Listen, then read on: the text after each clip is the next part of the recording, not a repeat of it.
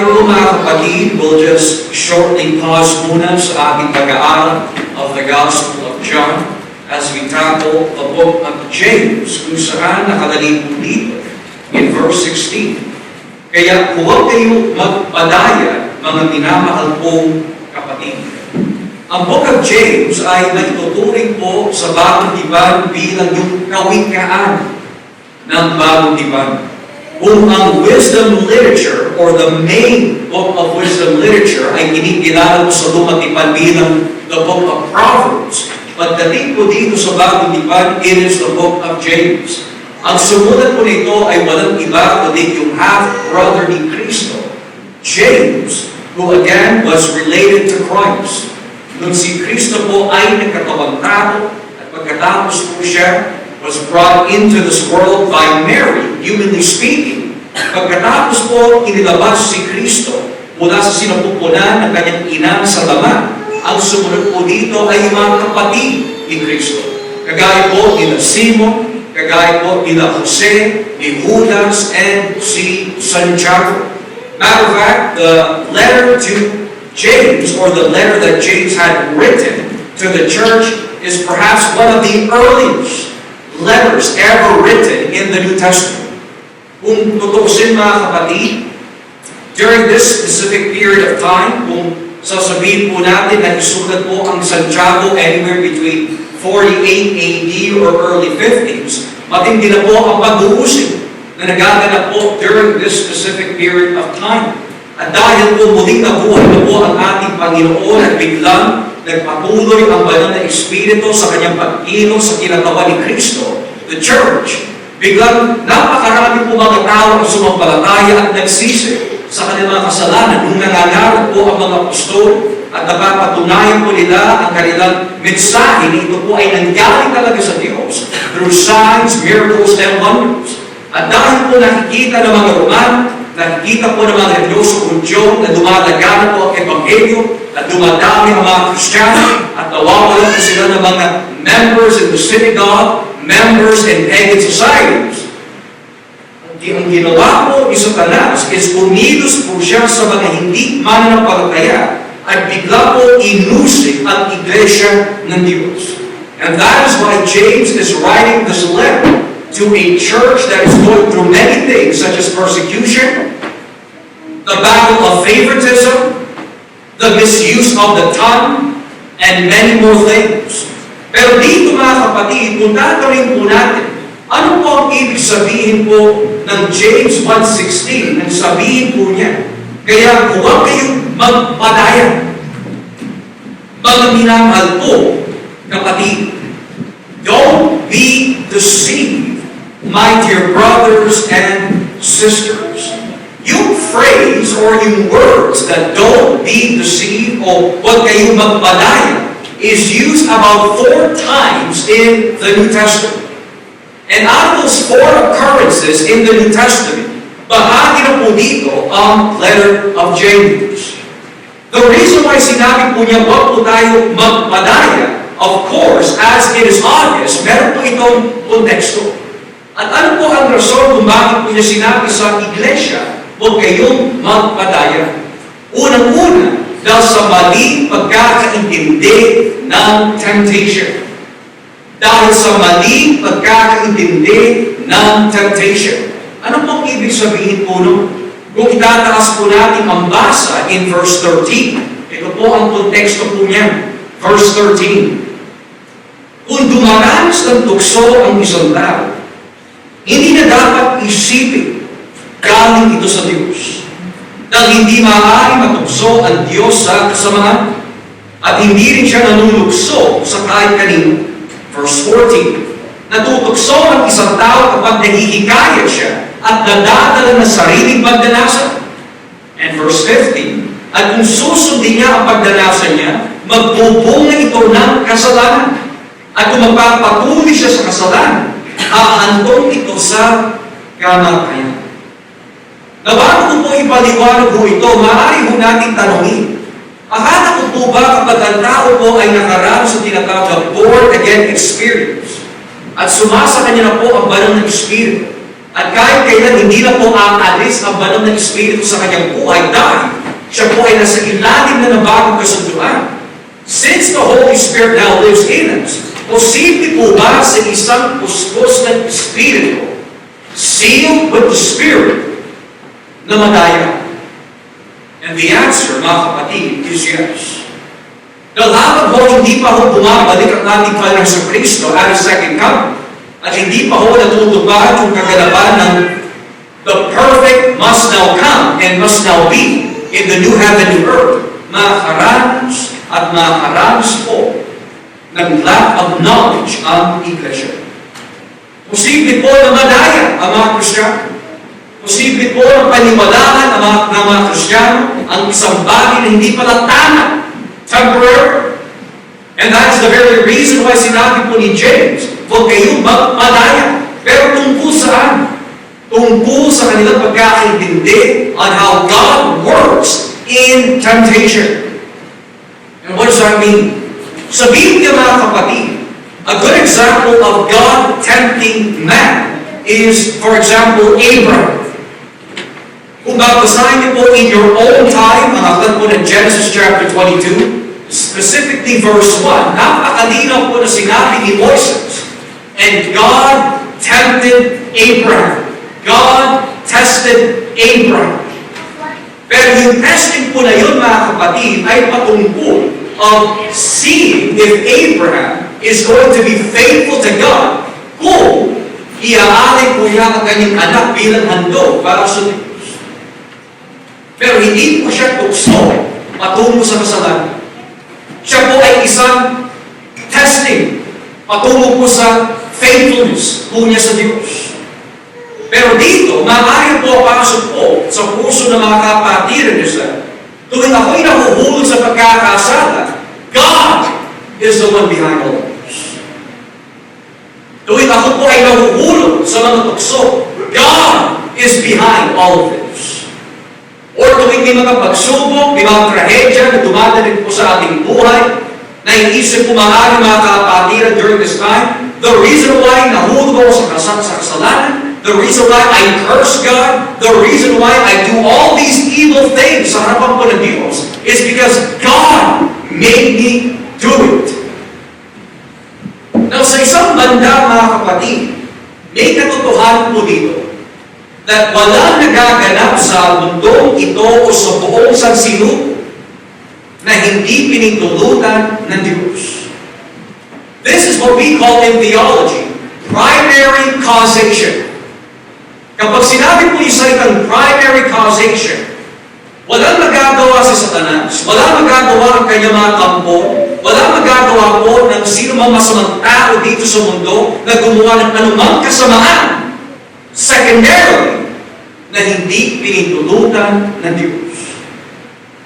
We see this truthfully in the book of Job. Hindi nakakilos agad si Satanas upang atakihin si Job na hindi mo na po siya humihingi ng permission. Kaya, so in one angle, walang bagay mabuti o masama sa ating paningin na pwede maganap sa mundong ito na hindi pinintulutan ng Diyos. Pero ang maling pagkakaintindi is that tuwing tayo po ay nahuhulog sa kasalanan, pinagbibintangan po ang Diyos. Kaya sinabi po dito ni Santiago, mga kapatid, huwag kayong magpadaya. Huwag mong isipin na ang rason kung bakit tayo mahuhulog sa pagkakasala ay dahil ang Diyos ang umudyok sa atin upang magkasala. Hindi po yung totoo. Matter of fact, paano po ang dahilan kung bakit po ang tao po ay nahuhulog sa pagkakasala? Verse 14, natutukso ang isang tao kapag nahihikayat siya at nadadala ng sariling pagdanasa. So, hindi natin pwede sabihin, God made me do it. Or, sa mundo, minsan narinig ko po ito sa mga documentaries of people who are on the witness stand in the courtroom, the devil made me do it. Kaya ako nakapatay, kaya ako nakapagnakaw, kaya ako nakagawa ng ganito, ng ganyan, because the devil made me do it. That is not what the Bible teaches. The Bible teaches if there is someone to blame for our shortcoming, it is ourselves. If there is someone to criticize for our disobedience and our stubbornness, it is ourselves. It is not our situation. It is not our circumstances. It is our own evil lust. Now, yun ang sinabi ko ni Santiago. In English, each person is tempted when they are dragged away by what exactly? Their own evil desire. Kaya ang temptation, hindi po yan kasalanan. Ang temptation, the word itself, does not mean evil, sinful, or bad. Nagiging masama po ang temptation kapag tayo po ay nadala. Halimbawa, niyaya ko si Brother Joshua, Josh, tara, maglasing tayo. That temptation, in and of itself, is not sin to me hanggang hindi po nagpapasakot. Or let's say, sa loob po ng tahanan, nagkakainitan po ang dalawang mag-asawa at meron po silang pinagkatalunan na hindi naman dapat. It is not a temptation at that point, or it's not sin rather, at that point until bumigay po tayo sa ating temptation. Nagmumurahan na. Nagiging violent na about sin. Then it becomes sinful in nature. So, hindi sin ang temptation. Hindi kasalanan na tayo po ay mag-test. Nagiging kasalanan naman po ito kapag tayo po ay nahihikayan. Ginusto natin. Nagpasakot tayo doon. At ano po nagiging resulta? Verse 15, at kung susundin niya ang pagnanasa niya, magbubunga ito ng kasalanan. At kung magpapatuloy siya sa kasalanan, hahantong ito sa kamatayan.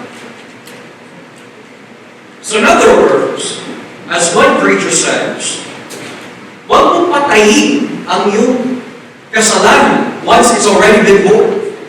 Patayin mo when it's already in the form of temptation.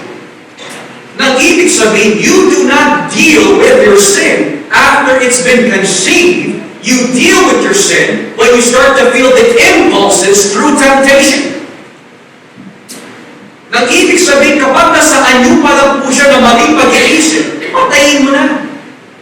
Kapag nasa anyo na po siya ng mga bulong, patayin mo na. Kapag nasa anyo na po siya of being tense or intense and severe, patayin mo na siya. Don't deal with it after it's already been consumed. At ang pinakamalala pa ho dito, huwag mo sabihin, ang rason kung bakit wala kang kapahingahan, wala kang kapayapaan, at ikaw ay nanghihina spiritually dahil sa ating pagkakasala ay dahil ang Diyos ang may pakanako nito. No, the Bible says, mga kapatid, huwag kayo magpapadaya. So bakit po kaya nadadaya ang marami sa ganitong klaseng paniniwala? The answer, lack of knowledge of who God is. At paano natin makikilala ang Diyos? Through the Bible. Less time in the Bible will give you less understanding of God. And less understanding of God will lead to less reverence for God. And less reverence for God will lead to lack of holy living. Less time in God's Word, more worldliness will be upon you. Less time of knowing God, the more ungodly you become. Because the only sanctifying thing, the only instrument na ginagamit po ng banal ng Espiritu upang maging kagaya po natin ang Diyos sa konteksto ng sanctification ay ang kanyang mga salita. Yan ang sinabi po ni Kristo sa kanyang high priestly prayer in John 17 verse 17, sanctify them in thy word, for thy word is true. Hindi po niya sinabi, ang salita po ng Diyos has truth, but is truth. Gusto mo mapagtagumpayan ang kahinaan mo sa laman? We need the word. Gusto niyo po na mabawasan ang kamunduhan sa ating buhay? We need the word. You want to have excitement about God and the things pertaining to God? You need the word. Pero wag mo natin sabihin na kaya po nawawalan ng taste, desire, flavor, interest for Christ is because God is behind that problem. No, sabi po ni Santiago, huwag kayo magpadaya, mga minamahal po mga kapatid. So, paano po hindi madadaya ang iglesia sa konteksto po ni Santiago? Nagbigay po siya ng mahalagang halimbawa so that the next time na sila po ay magtukso, the next time that an opportunity comes in, magkakaroon po sila ng discernment kung ito po ba ay nanggaling sa Diyos o hindi nanggaling sa Diyos. Basahin po natin ang verse 17. Lahat ng mabubuti at anggok na kaloob ay nanggagaling sa Diyos na siyang lumikha ng mga bagay sa langit na nagbibigay liwanag at kahit pabago-bago at paiba-iba ang anyo ng anino ng mga ito, ang Diyos ay hindi nagbabago. So ano po palatandaan para hindi tayo madaya? Lahat ng mabuti ay nanggagaling sa Diyos. Now, I do want to emphasize something. There is a difference, of course, with the words, ang lahat ng opportunity versus ang lahat ng mabuti. Hindi lahat ng opportunity ay nanggagaling sa Diyos. And what does that mean?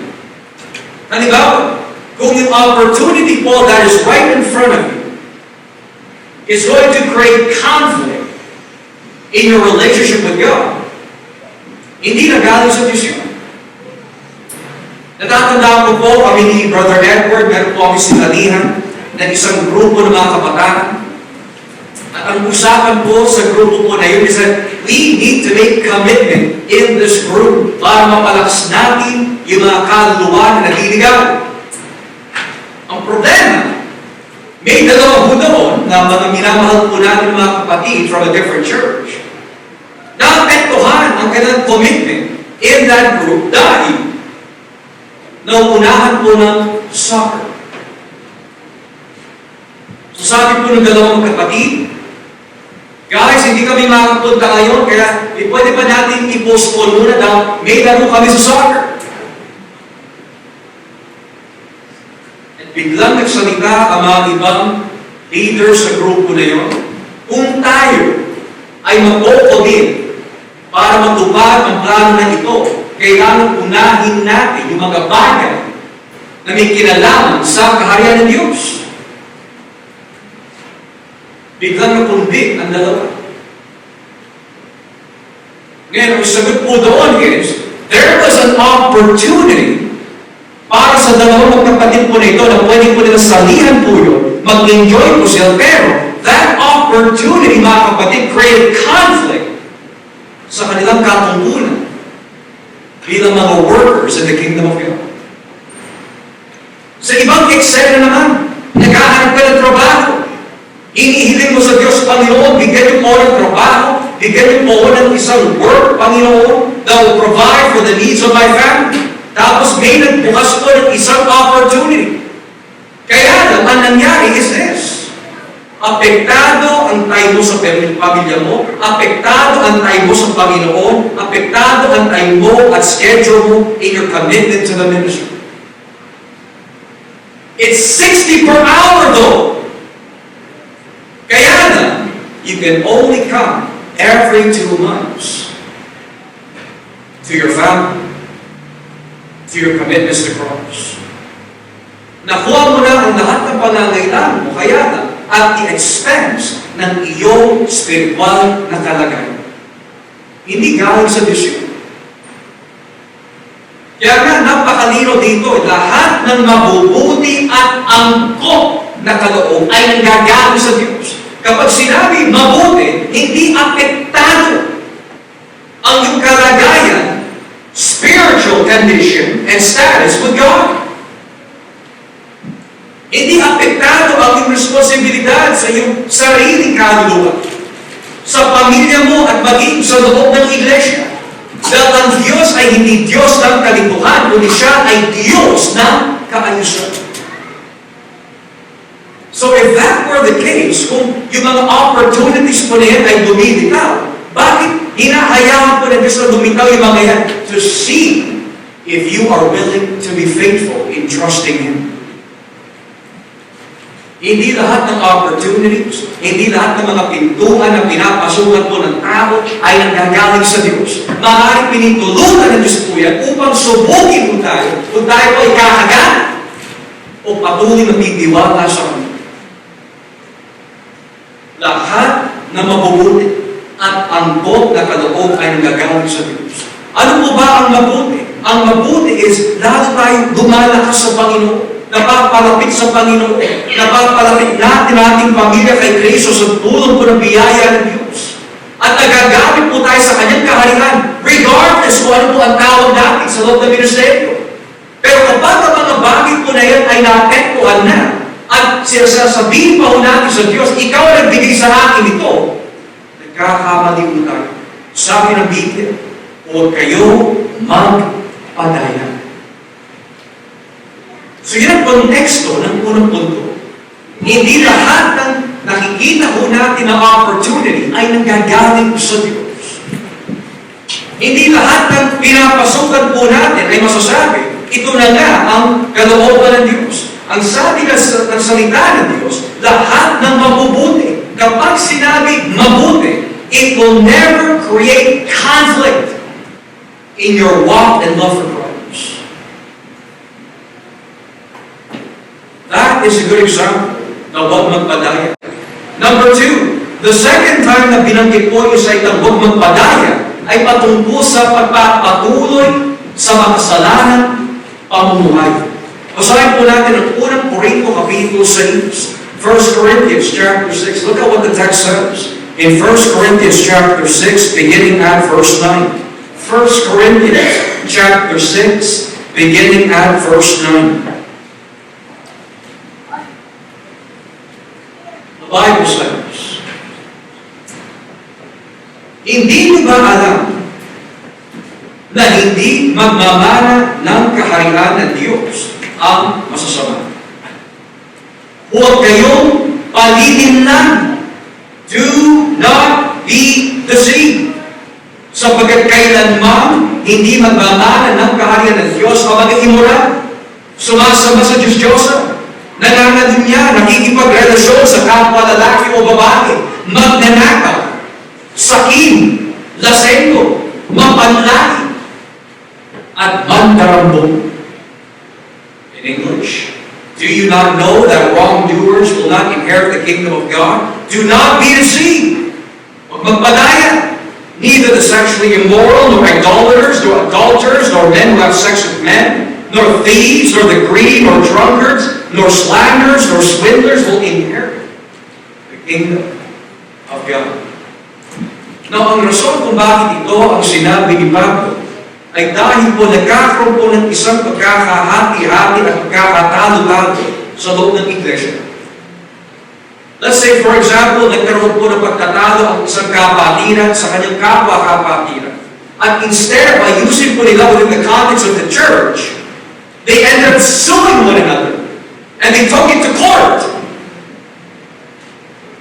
So sino po ang nabibigyan po ng embarrassment? Ang Diyos. Because ang pagtatalo ng bawat ng kapatid sa pananampalataya, hindi na dapat dinadala pa in the courtroom kung saan ang namumuno po doon ay mga hindi mananampalataya. Kinasuhan ng isang kapatid ang kanyang kapatid at nalaman po ng judge, ng mga witnesses in the courtroom, ng mga Kristiyano pala ito. Kaya sabi ni Pablo, wala bang marunong sa inyo? Kahiya-hiya ang mga ginagawa. Hindi nyo ba alam that one day kayo ang mamumuno sa mga anghel? Kaya nga sinabi po niya dito, huwag kayong magpapadaya. Huwag kayong palilinlan. In other words, itong natuturo sa ating mga kapatid, lalo na sa mga katwiran, it's just a little sin. It's okay. It's just a white lie. Pwede naman humingi ng tawad later on. Pero, ang tinutukoy po dito ni Pablo ay yung buhay po noon ng mga Korinto na kung sila'y magpapatuloy sa kanilang dating buhay, hindi sila magmamana ng kaharian ng Diyos. Maraming tao ganyan sa ating mundo. Pinagtatawanan po nila tayo, mga kapatid, dahil sinasabi natin, ang paglalasing ay kasalanan. Ang kabaklaan ay kasalanan. Pinagtatawanan po nila tayo. Pero hindi po nila alam, dinaya at binulag na po sila ng Satanas dahil hindi po nila mamanahin ang kaharian ng Diyos. At ang nakakatakot pa ulit ito, especially in the New Testament, may mga tao po minsan nakakapasok sa church, nag-aanong Kristiyano, but deep down in their heart, they have no desire or love for Christ. So ngayon, ang sabi po ni Pablo, mga kapatid, huwag kayo magpapadaya. Yung mga nagkukungarin, yung mga nagiging plastic, yung mga hindi totoo sa kanilang pananampalataya dahil ganito ang kanilang pamumuhay, if they continue in this life, do not be deceived, mga kapatid. They will not inherit the kingdom of God. Nowadays, you have same-sex marriages in the church.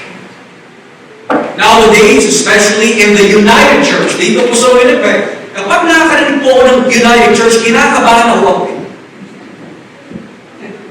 Kasi ang United Church historically ay mga iglesia na nagtipon-tipon for the sake of the gospel. Kaya na-united eh. Pero in our days, iba na. Kapag sinabi united, makikita mo na lang isang bandila na full of the rainbow colors. Hindi lang po yun. The minister is a practicing lesbian. Kaya kami tinatawag queer church. Kapag sinabi queer church, nakahalera po ang mga namumuhay sa kabaklaan at binabandera po nila rather, yung kanilang pride flag that God is accepting of everyone. Pero sabi po ni Pablo dito, huwag kayo magpapadaya. Now, ang tanong, Brother Josh, ang bakla po ba pwede baguhin ng Diyos? Basahin nga po natin ang verse 11. At ganyan nga ang ilan sa inyo noon. Ngunit lilinis na kayo sa iyong mga kasalanan at ibinukod na kayo ng Diyos para maging kanya. Itinuri na kayo magtuwid daw sa Panginoon sa Kristo at sa Espiritu ng ating Diyos. So napakalinaw na yung mga salitan at ganyan nga ang ilan sa inyo noon. Ang dati mga immoral, ang mga dati sumasama sa mga Diyos-Diyosa, ang mga dating bakla, ang mga dating tasego na nangalinya, pwedeng baguhin ng Diyos. Kaya nga mga kapatid, sinasilence po tayo ni Satanas pamagitan ng pamahalaan na huwag natin sabihin ang mga katotohanan ito dahil mapapalaya ang mga ito. Kaya habang tayo po ay nasa tinatawag ng mga huling araw na sinimulan po ni Kristo sa kanyang unang pagparito at nagpapatuloy po hanggang ngayon, hanggang bumalik po ang ating Panginoon, huwag tayo matakot na ihayag ang katotohanan. Kaya nga mga kapatid, maging handa po tayo palagi. What if you are demanded at your workplace? You must renounce Christ if you want to stay in this workplace. What if dumating ang oras at panahon, bawal po magsitipon ang iglesia dahil sabi ng gobyerno? What if sinabi po ng pamahalaan, you cannot say anything against sin? Well, sa aking sarili perhaps, I'm going to end up compromising. Pero kung ako'y hihingi ng biyaya mula sa Diyos, bibigyan niya po ng lakas na loob, bibigyan niya po kayo ng lakas na loob na hindi matakot sa accusation, condemnation, intimidation ng mga ito. Saan ba nagagaling ang pagiging makapag para sa Ebanghelyo? Sa Kanya. Saan ba nagagaling ang pananampalataya na kailanman hindi magigiba sa Kanya?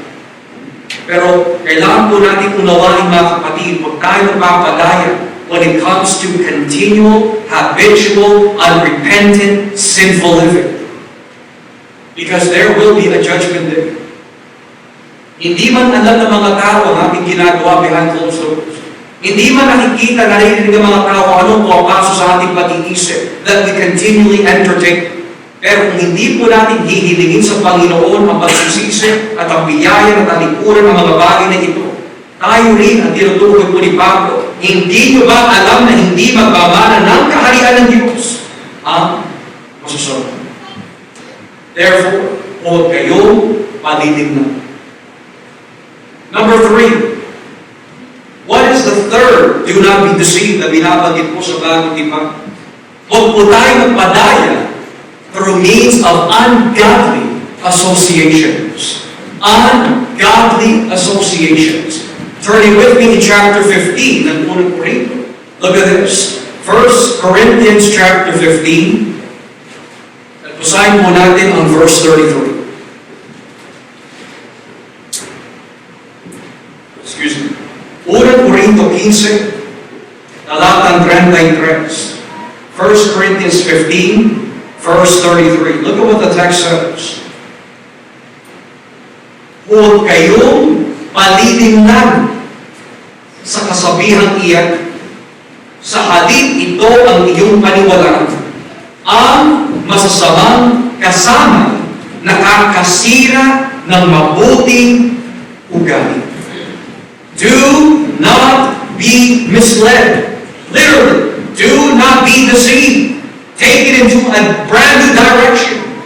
Bad company corrupts good character. Or in one translation, excellent morals. What does that mean? Well, may nakapasok po ng isang ideology sa loob po ng simbahan sa Korinto na ang muling pagkabuhay po ni Kristo ay hindi naganap. So nakihalubilo po ang mga Kristiyano sa mga nagtuturo po ng ganito in the church at sila na po ay naapektuhan na.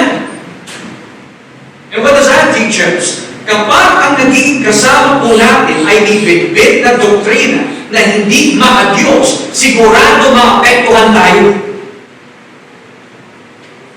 Now, that's very important for the Christian because sino po ba ang nakakasama natin? Sino po ba ang mga ninanais natin makasama? Sino po ba ang madalas natin nakakasama?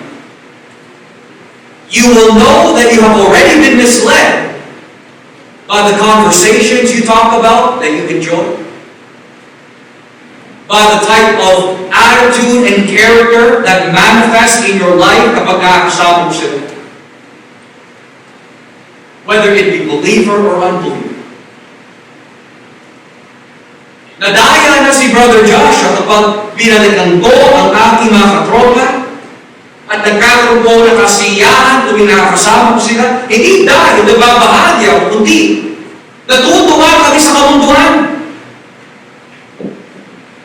sa kabastusan, sa kalokohan. Nadaya na ako pag ganito. I remember in the early years of my Christianity, mga kapatid, ang yabang ko talaga, ang lakas talaga ng loob. Sabi ko, Mapa, kasama ko lang sila, etc. Anak, Kristiyano ka na. Hindi ma, o ba? Dadaling ko sila kay Lord. That night, bumalik po ako lasing. Why? Kasi hindi ako nagbantay. Hindi ko iningala ang aking maging Kristiyano. At the age of 19 years old, bagong born again na po, and I'm so excited to share Christ. Instead of sila ang nahikayat ko, ako yung nahikayat ko nito. Sige na, ano ba naman yung isang shot lang?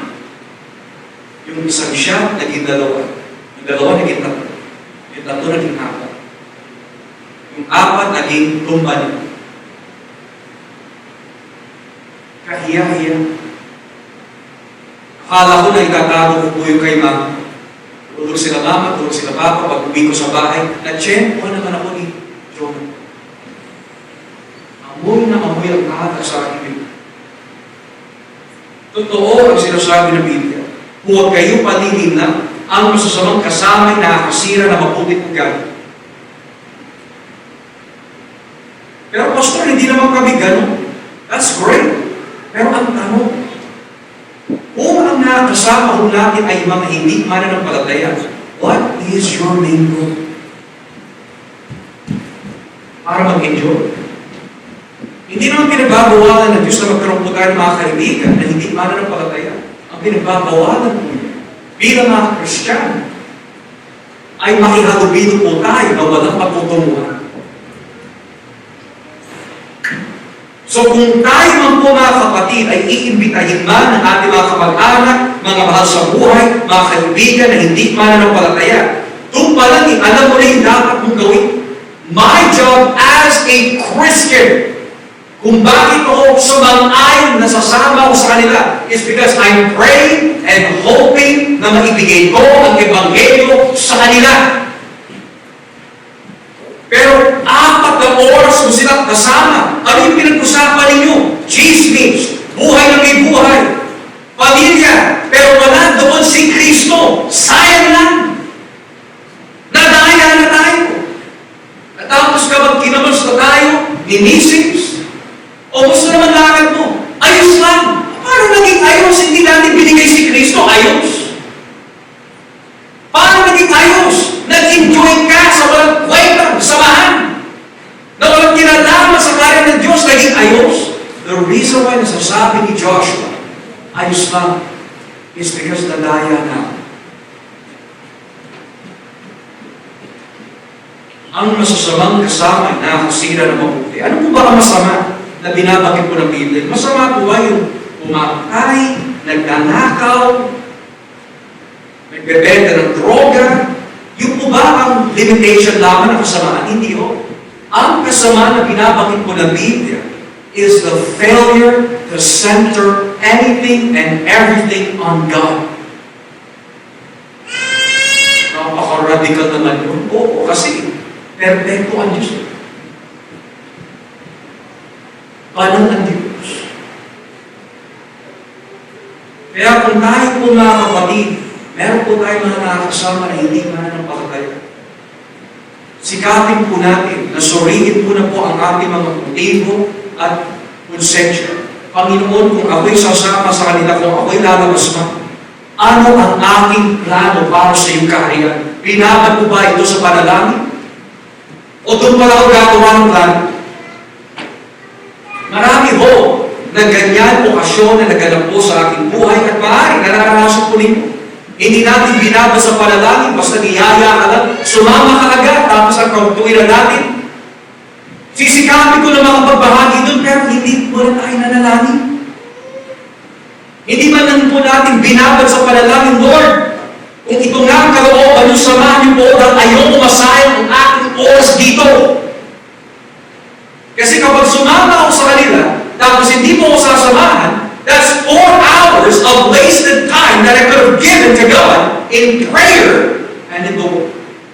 That's 4 hours I could have spent time with the family in the Word. That's 4 hours I could have spent using, listening, watching, preachings about the Word. Kaya huwag kayong palilingan.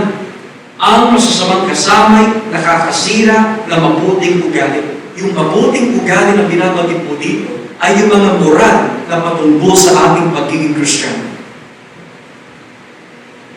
Kaya nung bagong born again po ako, sabi ko, Panginoon, bakit ganito ba? Parang kapag kasama ko sila, nasisiyan ako, pero pagdating sa church, parang naboboard ako.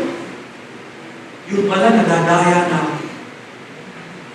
Pumapasok ang impluensya ng kabuntuhan.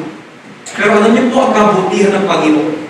Dahil kapag tayo po ay tunay na tupa ng Diyos, hindi niya hahayaan na maghali ang impluensya ng kabuntuhan sa ating buhay. And when you become closer and closer to Christ, mapapansin mo, parang nawawala ka na ng panlasa. Nawawala ka na ng desire to do those things. Parang ang hangarin mo na lang is, you know what, I'll just stay home na lang. You know what, I'll just go fellowship. You know, I'll just spend time in the Lord. So, So dito napakalinaw na dadaya po tayo mga kapatid kung hindi ko tayo nag-iingat sa mga nakasama mo na. Kapag puro chismoso ang kasama mo at hindi ka nagbantay, ano po ang magiging resulta ng buhay? Chismoso mo. Kung puro madrama ang kasama mo at hindi ka nagbabantay, magiging madrama ka. Kung mga mainitin ang ulo ang lagi mo nakakasama, sigurado kapag hindi ka nagbantay, magiging mainitin din ang ulo. Magiging palakaway ka. Pero kung ang lagi mo nakakasama ay mga tao that love you, care about you, want to bring you closer to others, you may not understand it in the meantime. Pero habang tayo ay nilalapit ng Diyos sa kanyang mga kalooban at utos, you will start to see that, Lord, napakabuti po rin that you have brought people in my life who are willing to remind me, who are willing to discipline me, who are willing to be there for me, who are willing to push me to serve others. Kaya huwag tayo magpapadaya, mga kapatid, of ungodly associations. Lastly, the last, do not be deceived, na binabanggit po sa bagong tipan, ay matatagpuan po sa Galatians chapter 6. Turn with me in the book of Galatians chapter 6. And let us read verse 7. Galatians chapter 6, verses 7 to 10. Galatia kapitulo 6, talatan 7 hanggang 10. The Bible says, huwag ninyong linlanin ang iyong sarili. Ang Diyos ay hindi madadaya ni Numan. Kung ano ang itinanim ng tao, iyon din ang kanyang nananim. Kung ang nilanasan ng laman ang sinusunod ng isang tao, kamatayan ang aanihin niya. Pero kung ang banal na Espiritu ang sinusunod ng isang tao, matatanggap niya mula sa Espiritu ang buhay na walang hanggan. Kaya huwag tayo magsasawa sa paggawa ng mabuti. Dahil sa tamang panahon, matatanggap natin ang ating gantimpala kung hindi tayo susuko. Kaya na sa tuwing may pagkakataon, gumawa tayo ng kabutihan sa lahat ng tao, lalo na sa mga kapatid natin sa pananampalataya.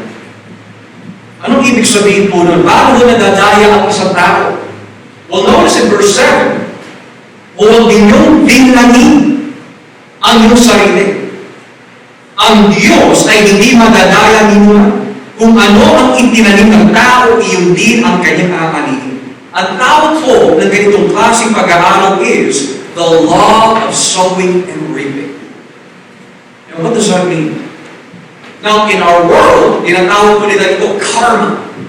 What you do bad will come back to you, karma. Whatever you do good, good karma will come back to you. They call it karma. The Bible calls it the law of sowing and reaping. Nang ibig sabihin, sa konteksto po ng Galatia, meron po mga tagapagturo po ng salita po ng Diyos na hindi po nila nililinlang ang iglesia towards Judaism or towards circumcision. So, sabi po ni Pablo, those people in the Galatian church na nagtuturo ng tama, that is not forcing you through circumcision in order for you to be made righteous, dapat nyo sila suportahan. Dapat nyo sila pagpalain. Notice what verse 6 says. Ang mga tinuturuan ng salita ng Diyos ay dapat tumulong at magbigay sa mga nagtuturo sa kanila.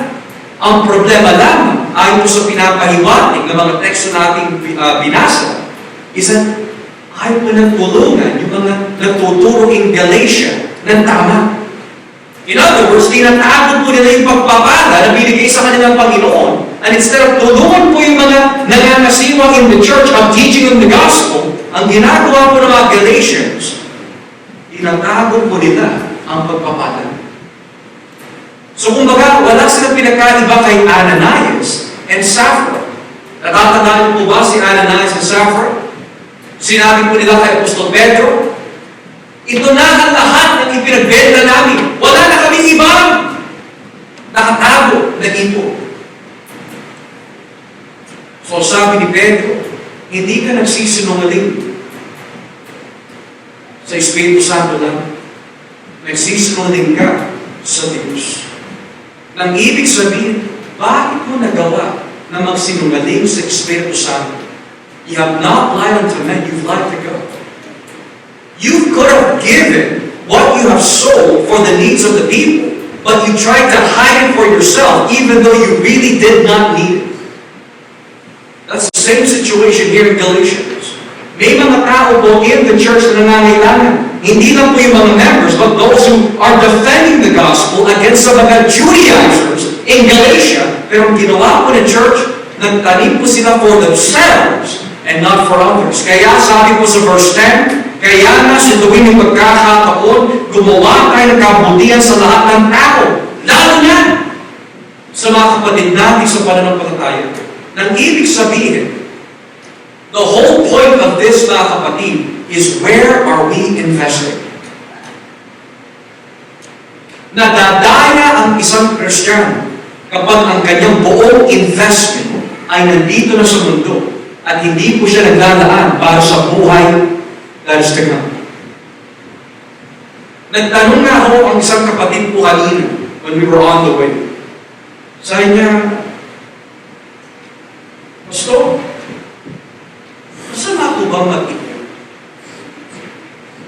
The answer, depende. Depende. May pag-iipon for bills, tama lang. That's being a wise steward. May pag-iipon na may mga pangangailangan po tayo for the home, for ourselves. That is a necessity. That's wise stewardship. Pero may pag-iipon na wala nang kinalaman sa Diyos. Yun yung binabanggit po ni Kristo. Huwag kang mag-iipon ng kayamanan dito sa mundo dahil balang araw, kakalawanin at ito po ay nanahawin ng mga magnanakaw. Pero sa langit, kung ikaw ay mag-iipon sa langit, meaning you are investing on heavenly things. You are investing in the kingdom of God. Ini-invest mo ang oras mo, ang lakas mo, ang buhay mo, ayon po sa biyaya na Diyos para sa kanyang kaharian. You are investing in good things. Pero yung mag-ipon ka na mag-ipon, meaning, nakatutok na ang puso mo dito. Wala nang kinalaman ng Panginoon doon. Hindi na siya bahagi sa ating plan. Para po yung binabanggit mo ni Kristo sa aklat ng Lucas, yung hangal na mayaman. Sabi niya, mag-iipon ako. At pag ako'y nakag-ipon na, magtatayo ako ng ganito, bibili ako na niyan. At pagkatapos niya, ilalagay ko lahat ng kayamanan ko doon sa mga binil ko. And then, magpapahinga na lang ako. And then, I will enjoy life. Ano sabi ko ng Panginoon? Hangal. Itong gabi, babawian ko ang buhay. Sino ang makikinabang sa iyong nakayamanan? Now, kung tayo pa mag-ipon tayo because we don't know, there might be people who are in need that we can help for the sake of the gospel. Walang kaso. Nag-ipon tayo because we're going on a trip that is related to gospel ministry. Walang problema. Nag-ipon tayo because we're going to go to the Philippines. Now, the main intention natin is, you know what? This is the perfect season to go there, and this is a perfect time to share Christ to them. Walang kaso. But if Joshua says, Mami, mag-ipon tayo. Punta tayo ng Boracay. Punta tayo ng Switzerland. Di mahal. It's okay. Let's just enjoy ourselves. Babahagi ba tayo? Hindi, mag-i-enjoy lang.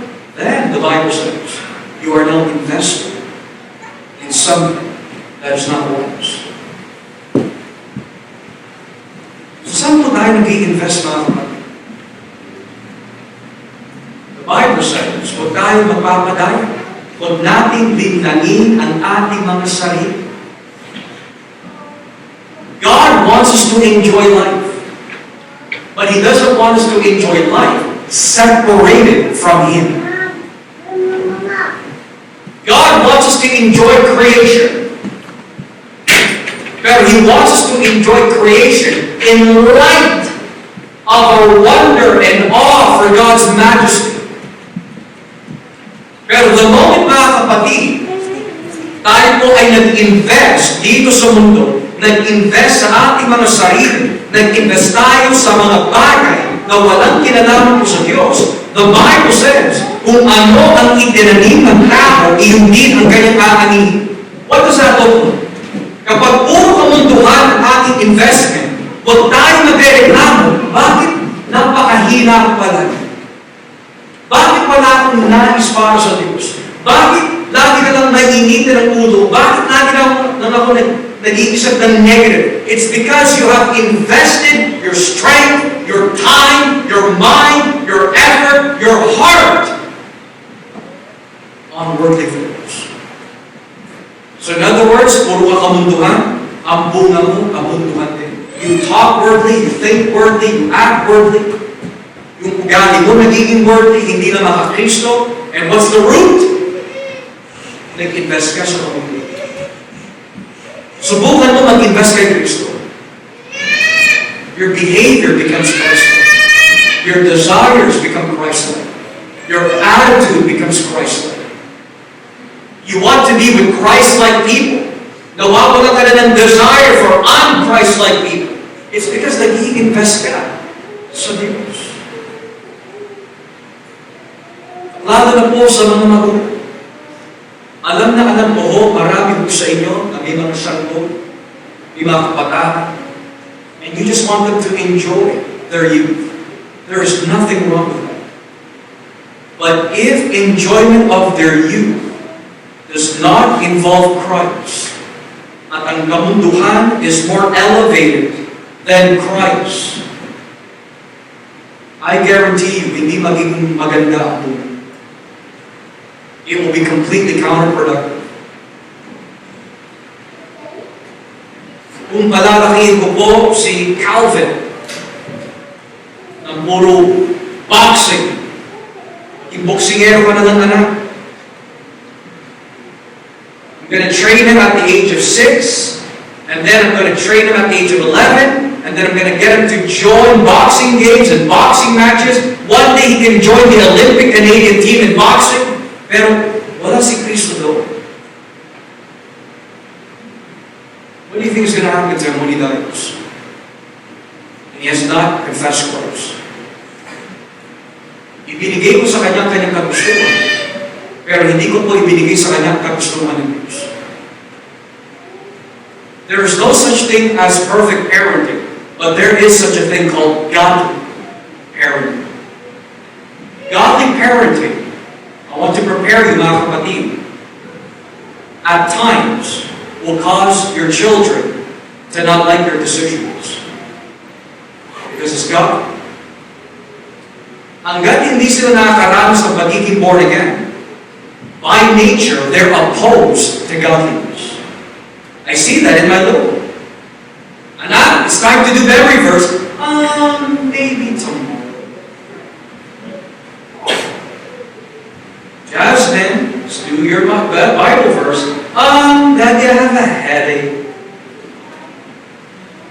Magaling na mga tuwira. Anong gagawin ko? Papaluin ko? No.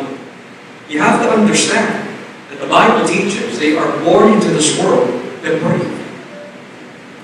Wala silang nais to know Christ. So it is our job as servants of the Lord through parenting. What can we do through the wisdom of God to push them to Jesus? Hindi ko maunawaan po noon nung ako po ay siguro mga 7 years old and following. Lagi ako sinasama ng aking mga magulang sa bawat gawain. Prayer meeting, o makatanda nakakasama. And there's no offense. It's real talaga, parang, where's Kuya James? Nasaan yung mga ibang bata dito? Bakit ako lagi sinasama nila papa, nila mama, sa prayer meeting, sa Bible study, sa mga pag-aayon, puro na lang gawain.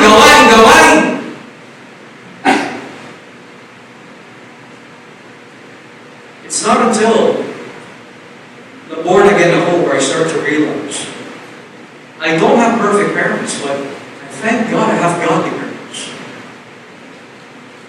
Bago umalis, even when I was an unbeliever, bago po umalis ng bahay, meron na po ako conviction na hindi ko maintindihan, I need to pray first. Kasi pinalaki kami ganun. At pagdating ng Sabado, pagdating ng Linggo, alam na alam ko that when it comes to my friends, guys, I'm sorry, I can't go out, we gotta go to church. I may not like it, pero in the long run, nakatulong. Yung mga ibang mga kasama ko, mga kaibigan na para labas ng Sabado, Linggo, nabalitaan ko, iwalay na sila mag-asawa. Nabalitaan ko, nahulog ko sa bisyo ng pagsusugat. Nabalitaan ko yung iba na shotgun sa mukha. Yung iba na hulog. But here I am, mula sa aking paglaki, pinilit ako ng aking mga magulang. Kahit ayaw na ayaw ko na sumamba, pumunta sa bawat gawain, kaya ang naging resulta po nun, ay naging maganda daw sa biyaya ng Diyos. I'm sharing to you, mga kapatid, what I feel when I was a young person. And I'm sharing to you, young children who are here. You may not enjoy coming to church all the time. You may want to go out and play, but I want you to understand something. There is a reason why your parents are bringing you. Because they're offering to you something that the world will never be able to offer. And that is everlasting life. Games outside, friends outside, all of that is temporal. But what your parents are offering you is Jesus. And that is something that will never be taken away from you for all of eternity. At sa mga magulang na may mga anak na po that are 40 years old and upwards, huwag kayong susuko. Kung kayo ay tanim na nagkatanim palagi ng salita ng Diyos sa iyong mga hindi pa mananampalataya ng mga anak, siguraduhin po natin, kapag tayo po ay nagtanim at nag-invest sa kaharian ng Diyos, hindi ka bibiguin ng iyong Panginoon. And how do we know that? How do we know na hindi tayo bibiguin ng Panginoon? Verse 9. Kaya huwag tayong magsasawa sa paggawa ng mabuti dahil sa tamang panahon matatanggap natin ang ating tagantimpala kung hindi tayo susunod. Huwag tayo magpapadala ng what we hear, what we see, what we feel. Huwag tayo susunod. Kahit matigas ang ulo nila, huwag tayo susunod. Kahit binabaliwala po nila ang ating mga sinasabi when it comes to Christ, huwag tayo susunod. Because the moment sumuko po tayo, nagpadaya na po tayo sa laman. Itong hapon, mga kapatid, sa mga napag-aralan po natin in this Lord's Day service, meron po ba mga puntong ito kung saan po tayo nadaya? If so, may kapatawaran sa Diyos. If so, may pag-asa sa Diyos. You don't have to remain under deception. You don't have to remain deceived. Pero ang nakakalungkot at wag sana loobin ng Diyos, ang nakakalungkot is this. Kung yung mga napag-aralan po natin na punto mula sa Biblia ang nagtuturo, ito po ay paraan ng kaaway upang dayain tayo at magpapatuloy pa rin po tayo doon. Nakakatakot po ang ganyang klaseng kalagayan. Wala nang takot sa Diyos. Wala nang conviction mula sa Diyos. Walang patutunguhan ang buhay na yan.